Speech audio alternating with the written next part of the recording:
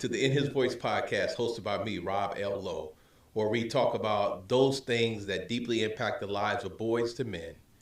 Everything from the bedroom to the boardroom, from the playground to the stadium, and everything in between.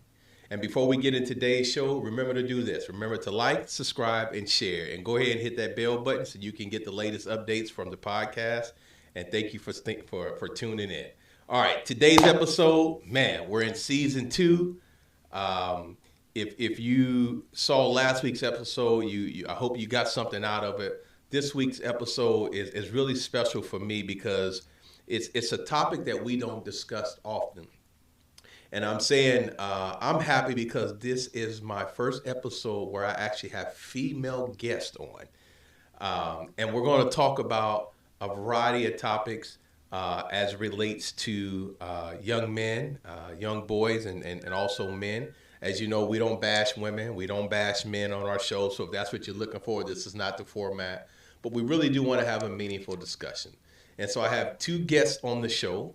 And today's topic, we're going to talk about the impact of changes in relationships, primarily around divorce, and how that potentially impacts the lives of young boys, and maybe even how they grow to impact them as men. And so welcome to my show today. I have 2 guests. I want to welcome Amanda and Angenita. Okay, so do you go by Angenita or is it short? I'm gonna call you Angenita, but I go by Angel sometimes, but when I'm in my other spaces, I go by my government. All right, so on the show I have Angel or Angenita and Amanda, and so this is really cool how this came about because Amanda, I put a post out there and I said, I'm looking for some females who want to be on the podcast to talk about things that impact the lives of boys and men. And you were like, yeah, cool. Like, I'm willing to be on the show. So then we talked. And when you opened up about, I'm divorced. I have 2 sons. You have daughters too, right? Mm-hmm. But we talked about the 2 sons. And you was like, yeah, I'd love to be on the show. And I was like, hey, well, make sure you bring somebody with you because I think it's definitely a more enriched conversation. So I got to ask you a couple questions. And then Angelita, I'm going to ask you some questions too. As you see, this is all unscripted. Yeah. Right? Mm-hmm. So don't worry, I'm not going to ask anything crazy, but I do the podcast unscripted because I really want it to be natural for people. Okay. What made you want to be on the show? Well, first of all, I'm happy to be here. Thank you. And second of all, I think in my experience, we don't get enough conversation about what's really going on in our homes and in our communities. Yeah. And we have been really conditioned to be very superficial. It's, there's not enough black men in the home, or too many people are getting divorced, or our people don't want to get married, or, whatever it is, or, oh, it's mental health. Oh, it's these superficial issues without really getting into the root causes of the issues. Yeah. And even being super honest in our community that some of these issues are not only generational, but we breed them. Yeah. We allow them. Yeah. We accept them. Yeah. Instead of doing the hard work, and that's having conversations that are hard conversations that might hurt, but then also having those conversations together as mothers, brothers, sisters, aunties, uncles, and cousins and nems. We have some hard conversations. Cousin and nems. All right. The fact you just started this off, this is great because this question is for you, or it's more or less I'd like to get your thoughts. So we'll get into the divorce and how it impacts, your sons. But one of the things I notice on social media, one of the things I literally notice is, man, there's this trend, man, that we bash men and women, and really, particularly black people, we do it. Mm-hmm.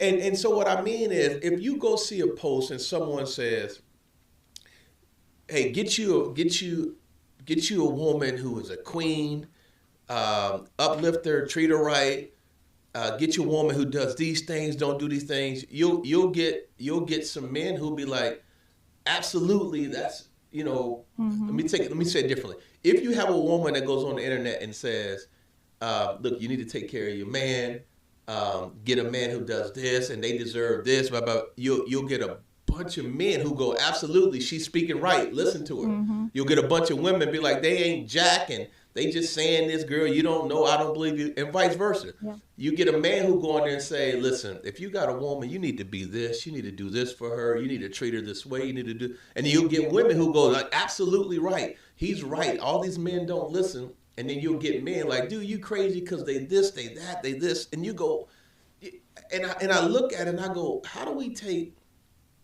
somebody who says something positive, and then we project onto them our own negative experience, because that's what's happening. Somebody will read something positive and be like, that was my experience with men, or that was my experience with women. So I'm gonna tell you, I'm gonna generalize everyone else. And I bring that up, Angela, because I want to get your thoughts. Do you have children? I do. Okay. I do. I have 2 kids. My kids are good and grown. And sons or daughters? I have 1 son, 1 daughter. Okay, so this is perfect. So knowing that you have a son and a daughter,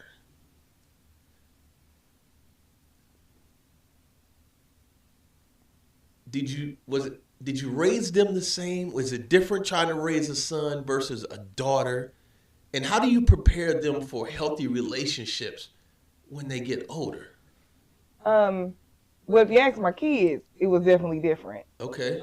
My daughter would say that I was a bit more hovering more over her than I did my son. Okay. But I think that, if you haven't had any healthy relationships, you really don't know what a healthy relationship is. The only thing that you know is what you've been through. So that's why when you see these posts online and they're all generalized like that, it's because a lot of people's experience goes more towards the negative than the positive. And I think that when things like relationships end, that we tend to hang on to the negative aspects of their relationship and don't think about the good that actually came out of the relationship, right? Yeah. So when it came to talking to my son and my daughter about relationships, the one thing that I try to instill in them is to always be who they are and to make sure that they maintain certain boundaries for relationships. Like if there's something that you don't want to do, then don't do that, and make sure that you stand your ground on that. And I think that with a lot of people, they want to be in relationships so bad, they're looking for love so bad, and looking for it so much that they start overlooking certain flags because they want this relationship, they want this love, and then when it ends up not being what they hope it to be, then that's where we get all these negative connotations and things like that. And I also think that when it comes to raising boys and girls, in theory, it sounds real good to raise them the same. Yeah. Because the bottom line is we're all human. Yeah. And so we all experience the same human emotions. And I think that if we take out the whole idea of I'm going to raise my boy this way, I'm going to raise my daughter that way, and just say I'm going to raise my kids this way, I think that will alleviate a lot of the things that we go through in relationships as well. Because I think the gender roles have really blurred the lines about what a man should do and what a woman should do. And as an adult person, you should be able to at least take care of yourself and take care of the things you need to take care of. It's amazing you say that, because negativity and trash is what sells. It's what clicks. It's what gets content on social media. I post positive stuff.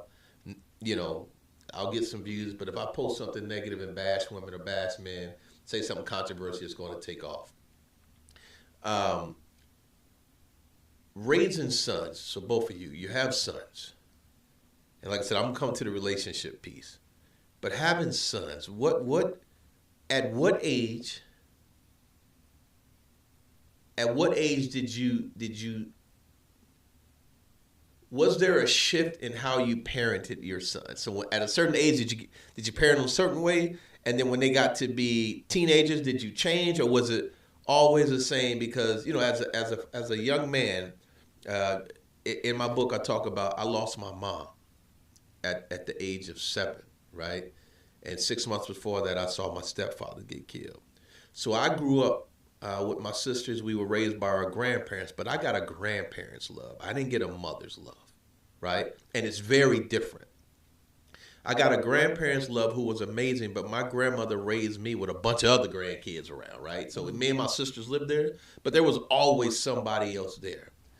And so I grew up with this emptiness, but then I have a lot of female friends and family members who have sons, and I can't help but just I cringe sometimes because I just feel like, and I could be absolutely wrong, but I just go like, yo, no, that ain't, at that age, that ain't what he needs.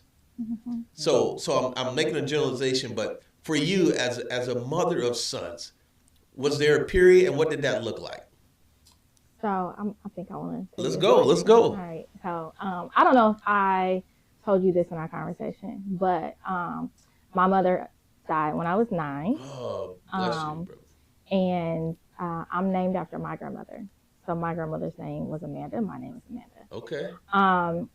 I was then, I have 2 brothers by my mother, so biological brothers. By the time me and my 2 brothers went to live with my grandmother, and my 2 brothers are younger than me, Okay.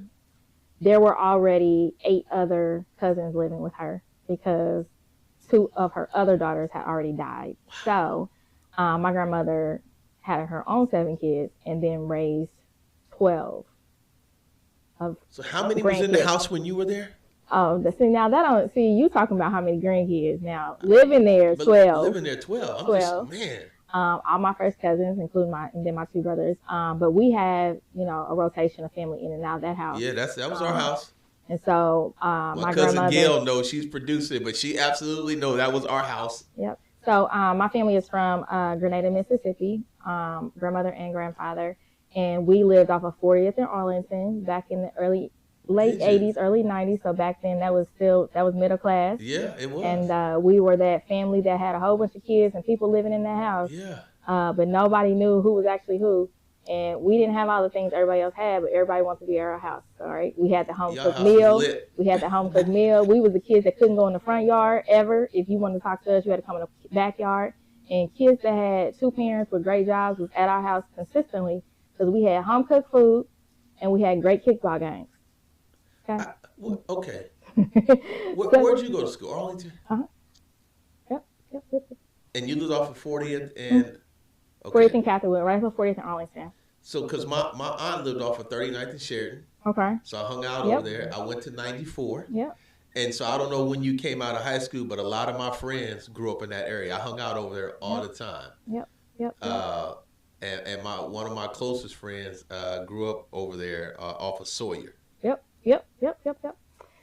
So as you were telling your story, it brought up a lot of some things I had not thought about saying, but I'm going to say. A grandmother's love, a grandparent's love is just untouchable. Yeah. And there's a whole host of us, me and my cousins. And I always say we have been through some of the most trauma. And when we tell our stories, people feel sorry for us, but we also say it's also what's made us who we are. Yeah, absolutely. But as it relates to children, my children, I have 5, 3 girls and 2 boys. Okay. They range from 23 to 16. Okay. And due to some of the traumas and things that happened, so my mother and 2 of her sisters all died at the age of 29. So hold on. Your mother died at what age? 29. You know that's the age my mom died. I didn't know, but 29. She died at 29. Wow. Yep. And 2 of her sisters, and so naturally, looking back now, I didn't even actually come to this realization until about 10 years ago. That I was actually living my life as though I was only gonna make it to 29, which was okay. That's hold on. Listen, you think I'm making this up? No, I don't. In my book, I say I didn't think I was gonna live past 30. Mm-hmm. Yeah. And people might find it hard to believe, but when you grow up, I think there's some subconscious things that get planted in your subconscious that you're not aware of, and not only that, the people that you've been entrusted to are not equipped to help you deal or even notice with those things that you are holding into. They don't even know how to find out. Honestly, I think when my mom died, my mom died, then I actually went to live with her youngest sister and her husband. And her husband was about 20-some years older than her. it was a very abusive relationship. He had the great job, they had the beautiful house. We lived over Bosha's Heart. We were the only black family. This is 1990s, mid 90s. 3 years later, I think 3 to 4 years later, she dies. One day while he's hitting her, beating her, and me and my 2 brothers and her 2 kids. Listen, first of all, I'm sorry about that, but I'm glad you clarified when you said he was hitting her. He was very abusive, very abusive. And this particular day, we jumped on him, and we wasn't taking it no more. We didn't all jump him, and about 2 hours later, we hear a thump, and it was her falling out of the bed, and she had died of a heart attack, also at 29.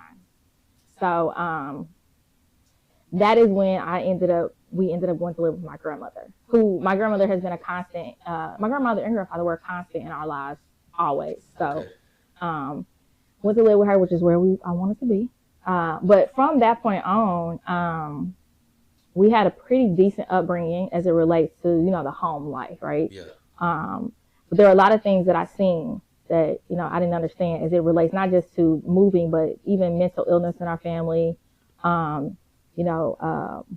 functional alcoholism, like the uncles and the aunties that I think are so cool, but then I found out, really they was on crack, and what I thought was cool was really evidence of other things. Have y'all been to our family, something like that? No. I could have sworn y'all just described my childhood, man, and our family life. No.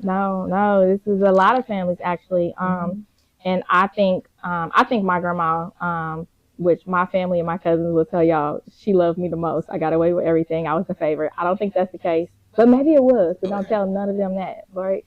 But my grandmother, I really thank her for always encouraging me to say and do what I felt like saying and doing, even if it was wrong sometimes. And because of that, I was very inquisitive. And to this day, I'm still inquisitive. Like, I want to understand, like, why did my mother and her sisters die at 29? And why didn't nobody do something? And so I had an inkling for healthcare, which is how I ended up in nursing school, to find out these answers. But I'm going to answer your question. As it relates to children, though, I married a man who came from a 2-parent household and pretty much probably didn't understand a lot of the things that I went through, although we talked about it. I feel like when you go through so many things and you tell people, they want to empathize with you, but they really can't empathize. They can sympathize because if you've never been through something like it, it's hard for you to empathize. So you're really sympathizing with the person, right? Yeah. I say that to say this because when you enter into unions, especially young, you've not been taught to think about these things, right? You hear the quotes, "Don't be unequally yoked," and we're like, well, you go to church and I go to church. We're yoked. We're yoked. When ain't nothing, that's a cracked egg. That's what that is. And it might not be. It could have been a boiled egg had you been in the care of people who were emotionally equipped to help you walk through and handle some of those things which you had not done yet.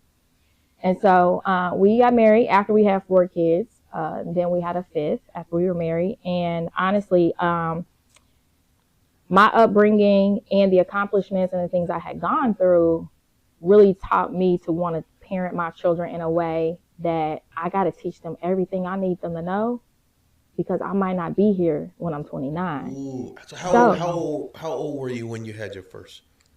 20. And was it a boy or a girl? A girl. So you have 3 girls, 2 boys. Yep. Are your boys the youngest, oldest, in the middle? No, my kids are girl, then I have a set of twins. So girl, boy, girl, boy, girl. Man. And your son, Angelita, oldest or youngest? He's the oldest. He's the oldest. Mm-hmm. I had my son when I was 15. Wow. And so I was still in high school. I was literally a freshman in high school when I had my son. He was born 5 days after my 15th birthday. Okay, you both have interesting stories. I don't even know where to begin. Like, seriously, like this show is going to just go with it. Just trust me on this, all right? Hold that, because I'm coming back to that. Okay. You got married. Mm-hmm. How long were you married?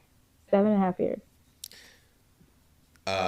Do you mind? And if you don't want to answer, just say, Rob, I don't want to answer. The guy you married, your children's father? Yes.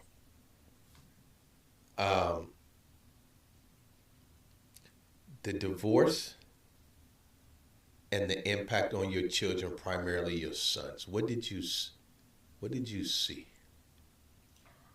So, I believe now, if you ask my children right now, which when we got a divorce, they were all under 10.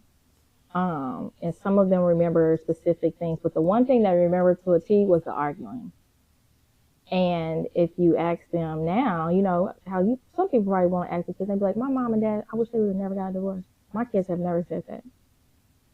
They have always been like, whew, it's about time y'all got a divorce. Hold on, so they were all under 10. So you've been divorced for a while now. Yeah. How many years you been divorced? Since 2012, 2013 actually. Okay, so we've been separated since 2000. We separated in 2012. All right, so you've been separated for 12 years. Mm-hmm.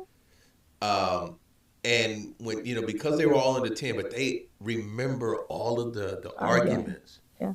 And so when you talk about it now, they be like, no, we're glad. Like, oh yeah.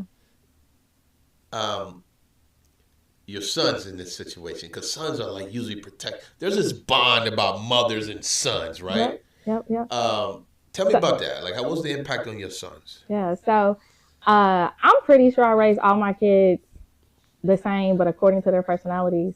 And I think what's interesting is none of my kids have a particularly mom relationship nor a particular dad relationship. I'm actually, I think, equally close to all of them, just in a different way. Yeah. I have my oldest son who is what we call the gentle giant. He's tall, big guy, you know, but very soft-spoken at times unless you really know him.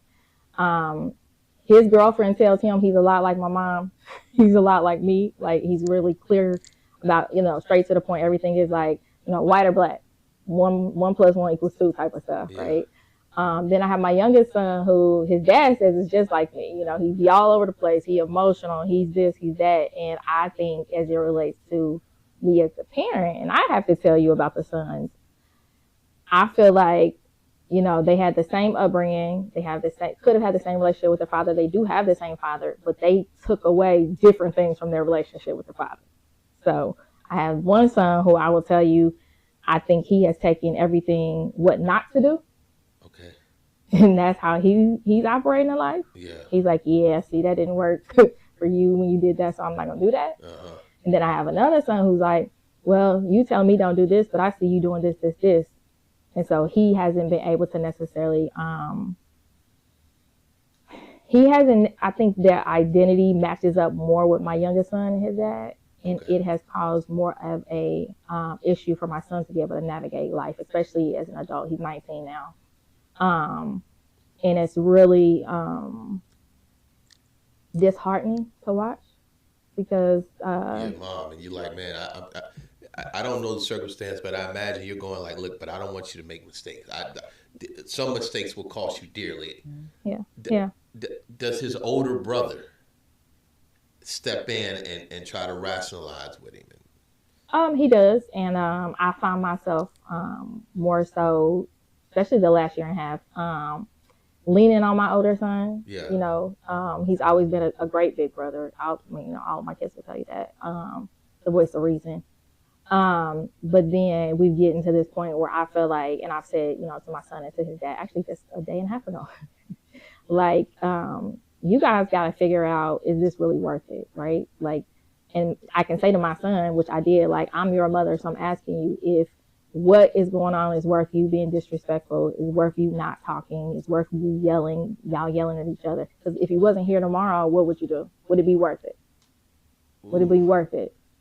You know, and, you know, I'm having these conversations with him. And then I asked his dad the same thing. And, you know, as parents who don't mature and I won't even say mature because I don't think it's mature. When I say maturity, I'm not talking about age.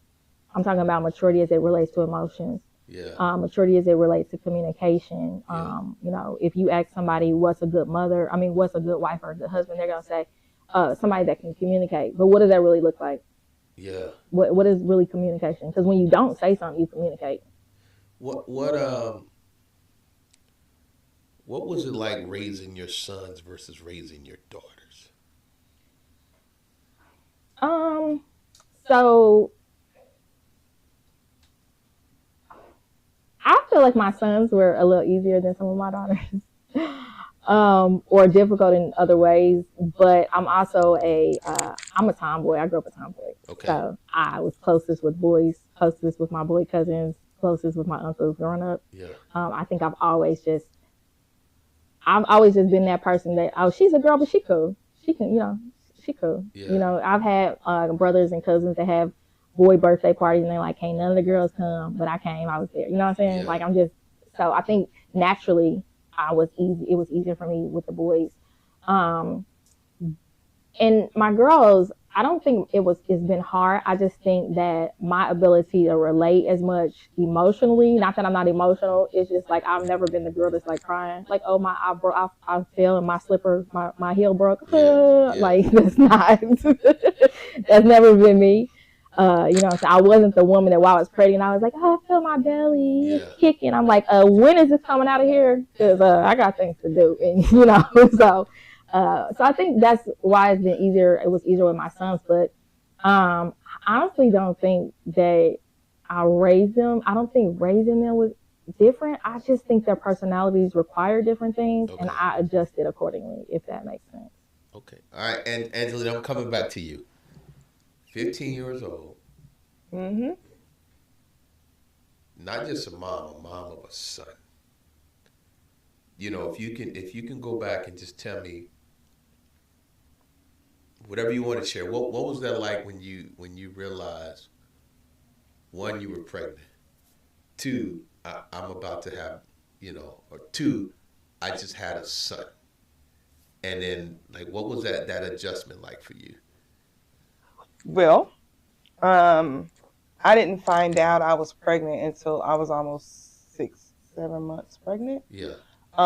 So when it hit me, it was definitely a shock because I just really didn't get that things like that would actually happen to me. Yeah. Because and I think part of that is because I just wasn't I was sheltered for a big part of my life, and I just really didn't understand, as any teen would at that point, the dynamic between what people in relationships do and how you actually start relationships. So I don't think I really quite understood that. And so when I found out I was pregnant, I was like, it was a total shock because I'm like, really? Like, that really could happen to me? Like, why would that even be a thing? And then on top of that, I was way too far along. So even if I wanted to terminate, I couldn't. Yeah. And at that point, it's like, okay, so you can give the child up for adoption, but I'm not about to go and carry this child to term and then give my baby to someone else. That part I just couldn't do. So I had to really come to terms with things really, really quickly. And then I was still in high school, and you really couldn't tell that I was pregnant up until maybe the 7th month when I really, really started to show. So I was taken out of school, put on bed rest, and then and back then I had no idea if it was going to be a girl or boy because I hadn't, the whole ultrasounds and all this stuff really wasn't going on then. So when he was first born, it was difficult because here I am, I'm still trying to figure out who I am. Yeah. And now I have to be responsible for a whole other child. And it's a boy. I mean, I have brothers, I have younger brothers, 2 younger brothers. And I always was able to, help take care of them and things like that. So I leaned on the experience that I've had as being a big sister to my brothers to get me through to raise my son. So essentially my son grew up with me. So when I graduated high school, he was 3. And he was literally the loudest person in the auditorium. And it was the cutest little thing because he was like, "I'm so proud you graduate." Like he didn't really understand. He knew I had accomplished something. Yeah. So when my son was smaller, like we were very, very close. He was literally like my little sidekick. So I know he saw a lot of things that he probably shouldn't have seen. Yeah. And I'm watching stuff like Menace to Society and Because Boys in the you a Hood. teenager. Exactly. Wow. And I'm listening to hip hop, Yeah. you know what I mean? And it's like, but I'm not, and as a teenager, I'm not thinking Right. that my son is absorbing all this. But my son was smart. Like when I say he was 4 years old, and he could, not only could he tell you his ABCs and how to count, he counted to like 200. Wow. He was able to, he knew how to spell. He knew all his colors, knew how to spell his colors. He was very, very smart. Very, very smart. Very, very intelligent child. Very, very intelligent. So on that end, I kind of got a little lucky. I got lucky with it. But I also made some really big snafus when it came to rating. When it came to hold on just a second, guys. Okay. Just put it on like 70. Yeah, there you go. So Okay. It's but I made some really big things because his father since his father lost access to me after I found out I was pregnant, I was like, okay, so you come to find out his father had 3 other kids that same year. So my son is the oldest, and then he had 3 other brothers that year, and I'm like, okay, so you doing a little much, like, and I knew about one of the kids, I didn't know about the other 2, so I just kind of said I'm not going to be dealing with that. Yeah. Just take care of your kid and we good. Yeah. But because he had lost access to me, he wasn't really there for my son. So I know that this kind of impacted him a lot growing up, because he did see like where he did see where his dad would like do things for his little brothers that he would do for him and stuff like that. And part of me was because I didn't grow up with my dad, so I really wanted my kids to have their dad in their life. Yeah. You know what I'm saying? And so I never closed the door. I never told you I never did any of that. Yeah. But because of what my son was seeing, and then how his father was being really irresponsible, having kids after kids after kids after kids, that kind of did something to him. And then I think one of the biggest mistakes that I made as a mother was, and this is about the time my daughter was born, he's like 8 years old. And so it's me, him, and my daughter. And I give him the title of man of the house. That was probably the biggest mistake that I made when it came to raising my son. You gave your son the title? The title of man. He's the only male there. And how old was he? He was 8. And I said, well, it's just me, you, and him, me, you, and your sister.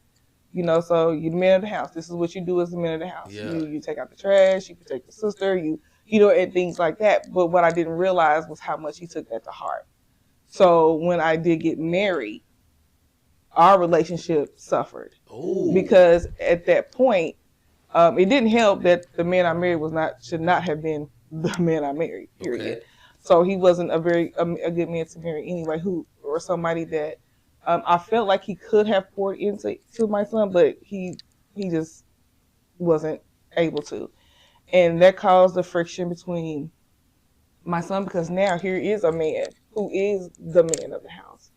And so in hindsight, how old was you when you got married? I was 12. He was 12 when I got married. So he was 12. So for 4 years, he was the man of the house. I'm the man of the house. I'm your man, right? Like I'm the man of the house. I'm the guy you go to, and now this other man is going to take the position, taking my spot.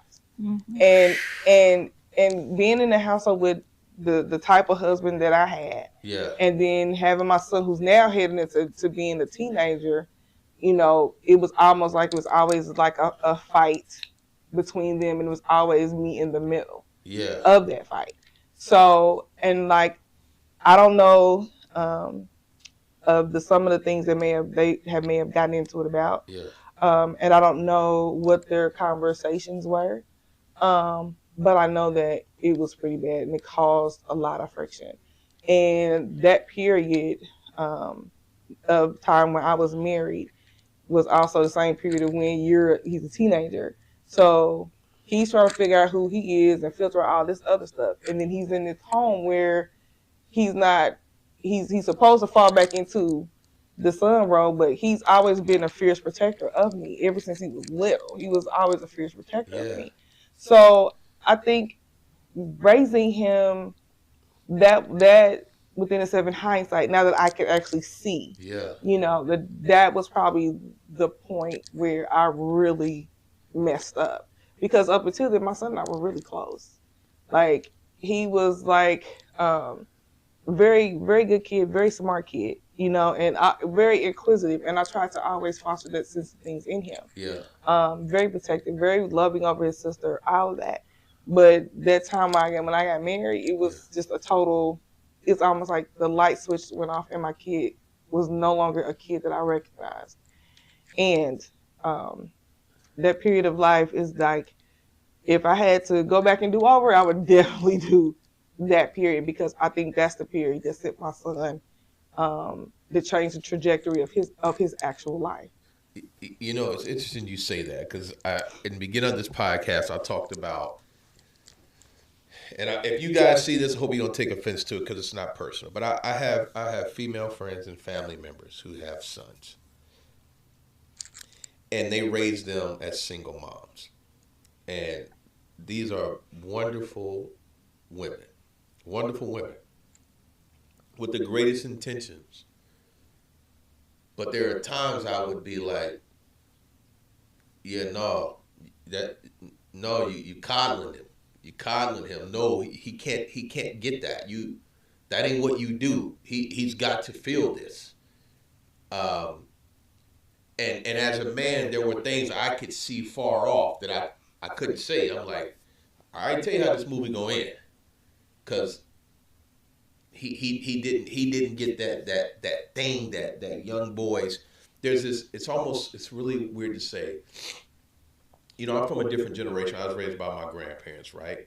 But there's this rite of passage that young boys, at least in my generation, who come from 2-family homes or who come from having male figures in their life.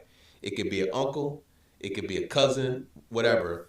But there's this rite of passage that there's this day that you decide you want to act up or talk back, or you walk with your chest out, and that one male figure walks up and be like, today I'm going to mess you up. And it's either I'm going to grab you by your collar, you're going to catch this fist in the chest, you're going to get yanked up and scare you out your socks. Whatever that is, it happens.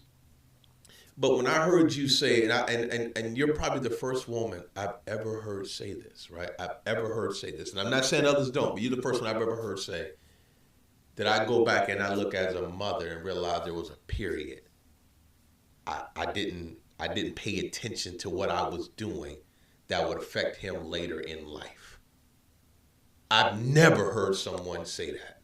I had to do it. It takes a lot of being real with yourself, and looking at it. And as I look back, because it's for me, there's a lot of things that I've had to heal from.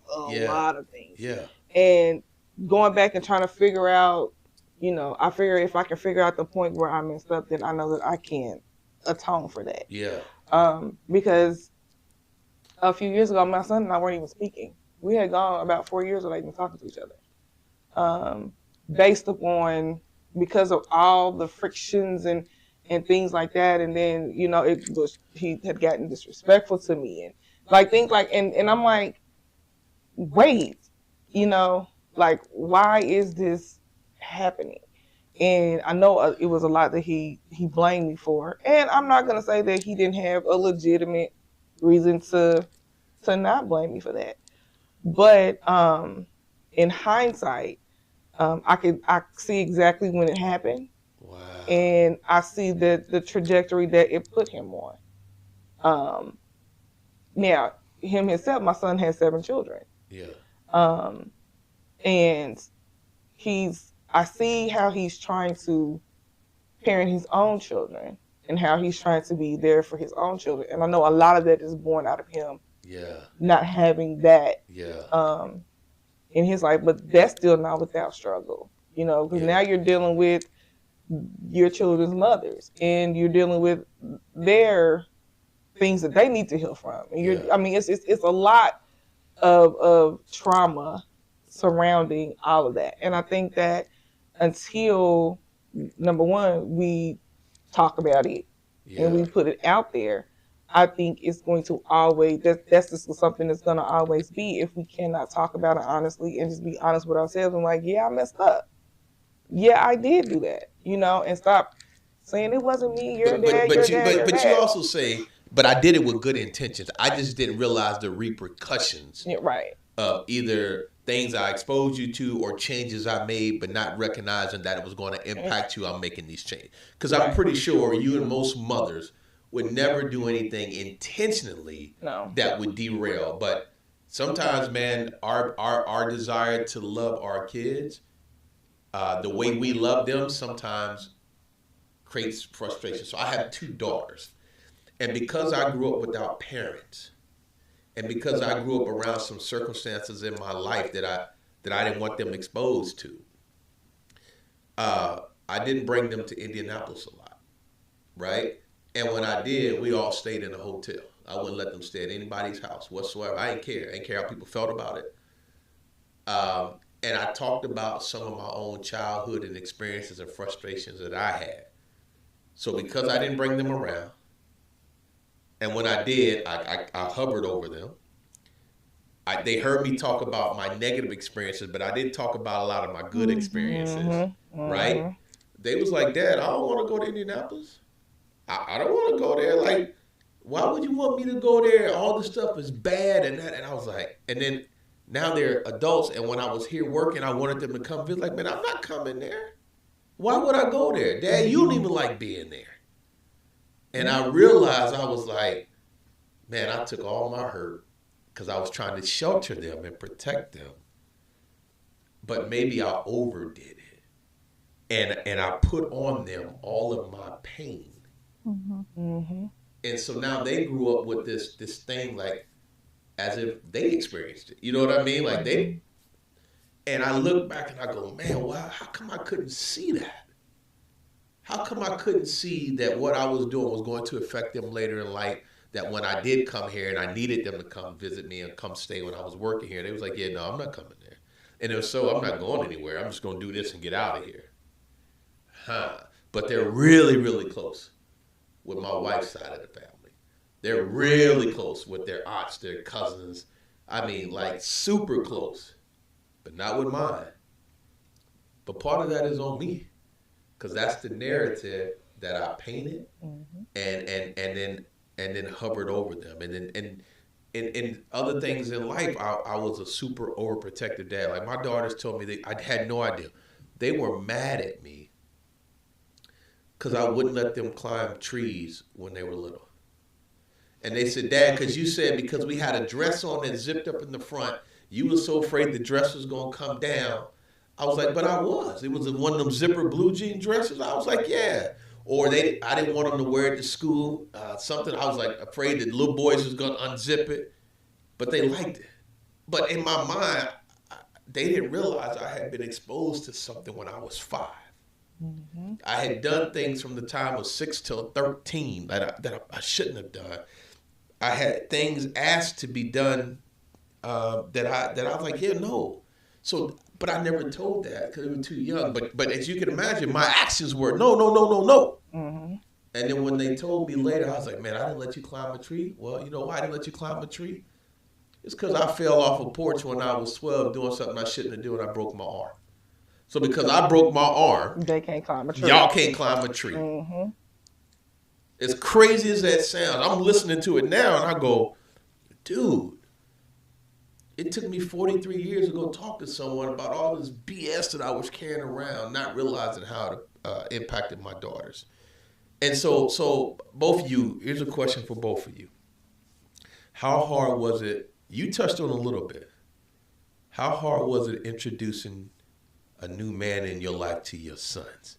What was the conversation? You told me some of the challenges your son had to get used to not being number one anymore. But how do you even introduce them, knowing these are my sons, and sons have this bond with their mom in most cases Daughters have daddy daughters. It doesn't mean they don't love their moms, but a bond with a mother and his son, you know, I think most marriages end because of mother-in-laws, but that's just my own personal opinion. I'm just kidding. Don't ban me, YouTube. I'm just joking. So, you know, when I got divorced, I had no sight on entering into another marriage. Okay. Okay. I have my play days. So no. Okay. Listen, you were married 7.5 years. You was with him how many years before that? 7, so total like 15. I mean, come on, you entitled to let the streets have it a little bit for a year or two. Just, you know, my children, I went to college while I was married to become a nurse. I had my children while I was in college. Went through a lot. They had a lot of health problems that required, which is also why I think my girls and my boys, we have equal relationship. Okay. My children were very sick throughout their life, so spent a lot of time in hospitals and just things that at that age you really can't wrap your mind around. Okay. But now I'm looking back like, dang, how do do that? Right. But so by the time we got this divorce, my oldest son was born with a condition called periventricular leukocytosis, which is a form of CP. So by the time we divorced, he you realize, all due respect, I don't even know what both of them are. You said like a form of CP. Cerebral palsy. Cerebral palsy. All right. Okay. And my wife's a nurse, but yeah, she don't come home. Cerebral palsy, and so he has spent many years. He had surgery while I was in nursing school to have a tumor removed from his spinal cord. Wow. So he had gone through many years of therapies, physical therapy, occupational therapy, speech therapy. And my daughter had a heart condition. These are the twins. You have twins. And then my youngest son was born like a year later, and he came out with a lung condition, had a couple surgeries. And then my youngest daughter was born like 3 years later. She came out with issues. So we spent a lot of time at Raleigh Hospital. I'll just say that. Okay. So by the time we get to this divorce, they're still young for the most part. My youngest son is in school. The other ones are in school, but the school they're at, they're having some issues as it relates. All like 3 of them before they were in school, they were having some issues as it related to adjusting to. My oldest son was having some speech issues. It was just some issues. The youngest one was having issues with behavior, and so I decided after this divorce, I'm gonna homeschool my kids. You know, because number one, they've been in a 2-parent household, and now that's been broken up. And I'm a nurse, so I can make my hours. I can work on the weekends, and I'm gonna. The last straw was when the kindergarten teacher told me my youngest son couldn't read, okay? And I don't know about nobody else, but you don't tell a black woman her son can't read, right? Oh, she like, I'm about to show you. Let me show you, right? So I enrolled them in homeschool. Did that for a good 6 years until they went back to school, but I had no intentions on going into a long-term relationship. Anybody that approach that I did have some relationships that were long-term, meaning, you know, a couple years or something, but not with an intent for a marriage or anything, because my only priority is these 5 kids. Yeah. And I've always told anybody and my kids that my only goal is for me to be able to raise productive, loving citizens of this world. Yeah. Okay? It's not for you to be a doctor. It ain't for you to be the president. It ain't for you to be the next Kobe Bryant. It ain't for you to be none of that. Okay. I just need you to be productive, loving, and kind. Help people, right? Other than that, how you make money and all that ain't really no big deal to me. You ain't never got to make it on TV. You ain't got to be on a stage. None of that's important. And so my focus was my children and making sure that each one of them, in the way that they needed, had love and understanding, and that they most of all learned how to love and understand themselves. So I have 2 kids that have some learning disabilities. I have a daughter who is gay and has always been gay. Okay. Just these things that I've seen that were going to come to fruition, and my immediate reaction was not to make it better or change them. It was like, how do I help them understand who they are? Because in this world they're going to be in, it's a dog-eat-dog world. And remember, once again, I'm thinking, I'm only going to be here till I'm 29. So I got to spend as many hours and days as I can so they can get all this stuff I got to get them, right? Yeah. So now, actually, I am engaged now. Okay. And just got engaged this year, well, November. And you gonna do it again? I am gonna do it again, All and I'm right. excited about doing it Okay, again. I'm listen, excited. bless you. And I could talk about introductions to other men, but I'm gonna talk about the introductions to the ones Yeah, last. that's all that matters. All right. How did you Okay. how did you get the approval of all your children, but your sons? So what makes it special is that he did that. So they were in on the Whoa. engagement and knew that he was going to ask before I knew. To the point that he actually ended up asking before the date that he was supposed to ask, and they was like, oh, "I even went off and asked her. That ain't what we agreed upon." Wow! So he went to your family, My children. Went to your children. My children. They the only ones matter. Okay, right to passage ain't nobody else. I got you. He went to your children to get approval, and did they say if he was worried that they were going to not approve? Were you worried that one of them or two of them might not approve? Well, I didn't know about it. But afterwards, were you thinking, "Ooh, I'm glad"? No. I will say this, and if I want to leave today with any message to any mother, is that we do the best that we can while we're going through the stuff with what we've been given in our own lives, and it's definitely up to us to work really hard to raise our children from a place of not hurt and trauma, but from a place of love. And even if you don't go to counseling, even if you don't go to church every Sunday, if your goal is to raise and to love your children and raise them from that place, even your mistakes, God will take and make perfect, right? So this man, there was no need. When family found out about him, it's like, okay, what's this glow on you, girl? You're glowing. Okay, this is a kid-friendly show, so I can't say what that glow comes from. Oh, well, now see. That's God's glow. Yeah, I can't have no more kids, so it ain't that type of glow. So that ain't it, right? And it's just like different things you're doing, and how you talk about it. They're like, we knew how she talked about you. To the point that when my actual family, my brothers and my uncles and my cousin, they're like, yeah, bro, we already knew about you. We didn't know who you was, but we knew you was special. Really? And it presented even this one. She's like, Mary, like, who you? I just found out that. Oh, she didn't tell you? No. I found out when everybody else found out. Yeah. Hold on. You knew she was dating the guy, though, right? I did. But you didn't know that they had got to that point where she was really that far along and they cared that much. No, I knew that it was a good, solid relationship. Like I knew that part, and I knew that it at some point that it was going to happen. Yeah. Like I knew at some point, like I had the feeling that it was going to, but I just didn't know it was going to happen like then. And then I find out like when everybody else found out, I'm like, so I called her immediately. Like, so you need to tell me. We literally just had lunch. Yeah. So, and my sons, honestly, my children, especially my sons, they were good. They were okay. They was good. They have been in a good place. Even last night, we had a little issue, and my son asked, his name is Dex, asked Dex something. Dex was like, hey, I pray and all, but I got that thing for him. He said, man, that's why I love you, man. Protect my mama. He's like, that's what I'm talking about. He like let him come over here. He got this thing for you. And I'm like, yeah. That's how they talk. So he like, man, I ain't got to worry about my mama, right? And so, you know what? At the end of the day, that's what a son wants. It is. I think so too. A son wants to know that whatever man is in my mama's life or his mother's life, you're gonna do right by her. Yep. You might make mistakes in life, but you ain't gonna let my mom go hungry. You ain't gonna put your hands on her, and you're gonna do everything you can to shield her from your flaws. And that when I walk out this door as her son, I'm giving you the responsibility to protect my mama. Yeah. Because that's how I feel as a father. Like any man that asks my daughter, I don't care if you dating her or not. Understand? Like you accept the responsibility, right? Because that's my prized possession.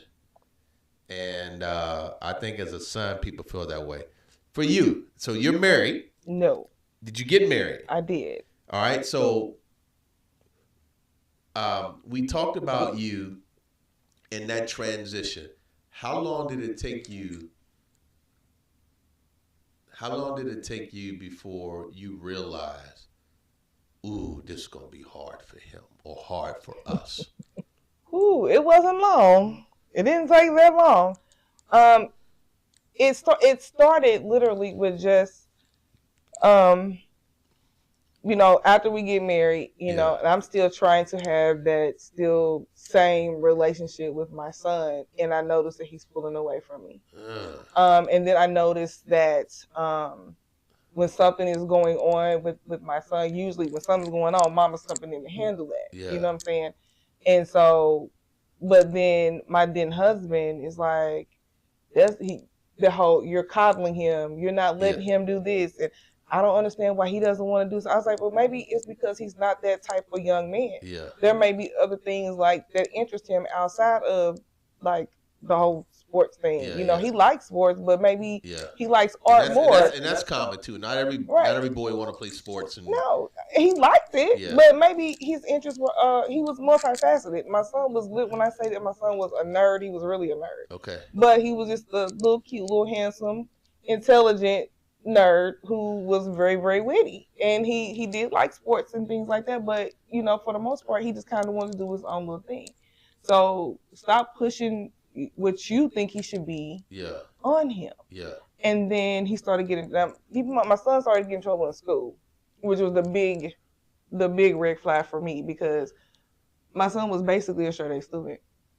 Wow. But by the time he reached high school, all that was done for. He was basically just existing, and he started getting in trouble a lot at school. And that was kind of like a wake-up call for me, because I'm like, son, you are smarter than this. What is going on? But he never would just say outright what it was. He would never, that part would never open up, and at the same time, when he's going through all this stuff at school, my husband is either in prison, or he's always out in the streets, or he's not doing, there's friction between me and my husband. So if my son is seeing the friction between me and my husband, and like you said, boys gonna protect their mothers, he's not liking what he sees. Right. He's not liking that. You know what I mean? And at this point, he's not big enough to do anything about it. Yeah. You know what I'm saying? So he's just chilling that frustration and thing out in other areas. And but even after that, even after I got a divorce, at that point, our relationship was so rocky, even after divorce. And when he started having his own children and things like that, it got kind of very, very rocky. Just a reminder though, by this time you're what age? When I got the divorce, I was like 33, maybe 34. Yeah, maybe. I like that. So when we talk, this is my girl. We come to a lot of same conclusions. We just had a different way to get there. Mm-hmm. And I like to try to remind her, just so what age were you, right? Because she had her son at 14. Yeah. Right. So some of these things 15. that are happening. Okay, 15. It's y'all literally right there together. Y'all really more like brother and sister. Brother and sister more so than mother and son. Yeah. Because he literally, when I say that he was my sidekick, he was literally my sidekick. Yeah. I literally would have I literally got bags of clothes, one my bag for me and my bag for him. He in the car with me, and wherever we land, that's where we land. Mm-hmm. So it was like... Yeah, because, 15 years old, your baby having a baby, right? Yes. And that's something, that's something like young men and young women who are watching this. This is a sidebar. Know that your mind does not equate your body. Mm-hmm. Please know that. Your body, as a young person, is capable of doing things that your mind can't process or handle. Just a sidebar. So just because you can do it doesn't mean you're ready to. All right, sidebar. And that's a good sidebar, because that's the one thing that I taught both of my kids. Yeah. It was like, okay, so this may be something you desire physically, but maybe mentally, it's a whole other ball game. And that kept, I think, my daughter doesn't have any children right now. Yeah. And my son does have 7, but he was literally out of school doing his own thing when he started having kids. So he at least got that part done. So I was happy about that, because even though having the baby is not the end all to be out, it definitely makes things a whole lot harder, especially if you don't know who you are and you don't love yourself, to know that there are certain things that you don't have to do just to have somebody care about you or love you. So you make sure that you have a lot of self-love. And I know at that point in my life, I did it. I'd gone through my own little trauma stuff. Yeah. So that, I believe, had a whole impact on it too, to the point where I'm almost 48 and I'm still going through stuff. Yeah. You know, and still trying to heal from things like that. So, but when it came to our relationship, like we're back, we're on the mend now. Yeah. Which I'm so thankful for, because to me, I miss my son. Yeah. You know, that's again my sidekick. Yeah. You know what I'm saying? So not being able to talk to him or not being able to see my grandkids, like that did, like it was traumatizing for me. But now that we're back, you know what I'm saying, and we're mending our relationship, and we're getting back to that spot. I'm really happy with that. But I'm happy for you. I think I had to leave here to go to Georgia Why and get away from trying to give them everybody credit? there. Because I really honestly believe me leaving and going and being able to literally just go figure, let's keep in mind, I was here at 14. I mean at 15. So between the ages of 15 and until my daughter graduates from high school, I'm a parent. Then she's in college. So now it's like, okay, so what do? I don't even know who I am. What am I going to do with myself? That's deep. You know what I'm saying? So when I left, that was that journey. And as you can see where I am now, right? Now listen, I agree with her. Sometimes you have to leave where you leave your comfort zone, leave where you grew up, leave everybody behind in order to go find you and become the person you're meant to be. I know I did. There's no way in heck I was going to grow into Robert coming from Junie, which is my nickname, had I not left here. As a matter of fact, I used to hate that people even called me Robert or Rob, because I was so used to living my life as Junie. Junie was all, and it's who I am, but that's who I wanted to be. Do you understand? I mean, like I didn't want to be anything different. I didn't want to grow. I couldn't see that I was going to be anything other than this little smart kid who, little ghetto, rough around the edges, you know, a womanizer here and there. I didn't want kids. I didn't think I'm going to live past the age of 30. All these things, right? Here's my last question for both of you. This has been such an amazing, I mean, you have shared things that I really hope whoever watches this podcast later, that it blesses you, and know that, you know, having kids and getting divorced is not the end all be all. You can still find love and you can still have healthy relationships. Having kids that have medical challenges only means that God equipped you for it, and that might be the reason God chose you for your profession as when your parents, your mom passed away and your aunts at such a young age. Like, he was equipping you for what you would need to do. And then you having a child at 15 and be like, I got to go figure this thing called life out, and being able to go and say, okay, we're going to grow together, but I'm learning as I go. I'm building the car as I drive it in life, and you're my passenger. I promise you, I'm gonna do my best to get you there. I hope people when they watch this podcast understand the messages that you gave, because like y'all gave some very honest answers. I told you, I've never ever heard a woman say, especially a woman who raised a son by herself, at some point go, man, you know what, I didn't get it right. I tried, great intentions, but I didn't get it right. Like, I've never heard that. And probably, I don't know if there's fathers that go and say, I got it wrong too, like just parents in general, but we can have the greatest intentions and not realize the damage that we create by trying to shield them from our trauma or overcompensate for what we didn't have. And in my case, I was doing both, right? And so it's some things I had to learn that's painful. But here's my last question for both of you. I like to ask this on my show. If you can go back to the 10-year-old you and the 14-year-old you,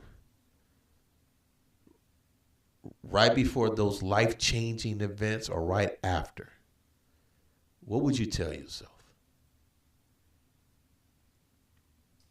So I'm going to always give credit to my grandmother. I love my grandmother. Okay. And my grandma loved me. Okay. And my grandfather loved us. And I always tell everybody, if a person just experiences love, so even regardless of what they're going through, they got to just experience one person that will love them unconditionally, their whole life will change. In hindsight, though, I would tell the 10-year-old me that nobody is going to tell you not to carry around the shame and the guilt, even if you have the love. So we can be loved, but we're not taught to release and not carry that shame and the guilt. And the shame and the guilt is what guides our decisions. Not the lack of love, it's the addition of shame and guilt that we are carrying in our souls, in our minds, in our actions that is never let go. So that's what I would tell my 10-year-old self. Angelita, you preaching though. I would tell my 14-year-old self, girl, don't you dare. Don't do it. But if I did tell myself that, then I wouldn't have my son. Right. And even though maybe I didn't get all of it right, I got something right. Yeah, absolutely. I got something right. He does what he got to do for his kids. Yeah. He's productive, and he's still a caring, thoughtful person. Yeah. He's in our rekindling. He's literally, that's the kid I know. That's who I remember. You know, can still be a little rough around the edges, but it's all right. We working on it. We working on it. 53, and I promise you, this thing that y'all see in front of y'all is only one side of me. And I literally tell people that it's real talk. It's don't let my corporate suit fool you. Oh, I say that often. Because I have 4 personalities. I have 4 roles, and I have names for them. So you might want to be careful with that. I have 4 roles. You might get diagnosed. I diagnosed myself. Dissociative personality. Yeah. I got 4 roles, and really they show up in different roles and responsibilities. Mm-hmm. There is Junie, right? Mm-hmm. That's who I am. That's what my family knows. I'm still him. There's Robert. That's who my wife and my daughters know. They don't know Junie, right? They didn't grow up with him. They didn't have to experience the pain and the trauma that comes with being Junie. They know Robert, the provider, the protector. There's Rob. That's corporate America. Mm-hmm. So when I'm in corporate America and I'm in the boardroom, you know, they can call me Robert, but they definitely don't know Junie. But I'm identified as Rob. I'm Rob L. Lowe. Mm-hmm. And there's this other dude that be like, listen, if you mess with any other 3, I have something that you need to see. I'm there for you. If you touch the other 3, I'm gonna come see you. Yeah, so I'm gonna be about you. Let's just hope he never, ever, ever, ever has to come out. But even he is there with love. Yeah. Right. Listen, go ahead. Can I just but the one thing I would tell my 14-year-old self is that the love that you're looking for is actually inside of you. You just gotta find it. That's what I was waiting on. You gotta find it, because there's nothing that's gonna happen externally that's gonna give you the love that you're looking for. So the love that you're seeking and all these other different things is surface level, and it's probably not even love. It's something that's masked as love, but the true love is gonna come from inside you. Yeah. I don't know if I can finish off that one. Listen, ladies, Angelita, Amanda. First of all, I know it's cold in this room. I don't know why the air just did not want to cut on the heat. I know we had to work out the last minute recordings. It has been a journey trying to put this podcast together. But I just got to tell you both, thank you, thank you, thank you. It's been a pleasure. And before we leave, social media, you guys also, do you want to share anything in social media? If not, any tidbits you want to give to the listeners before we sign off? Future husband, you want to say anything? Kids, Oh, sons, no. daughters? They all know I love them. But if I'm going to say anything before I go, I'm going to say, we need to love each other more.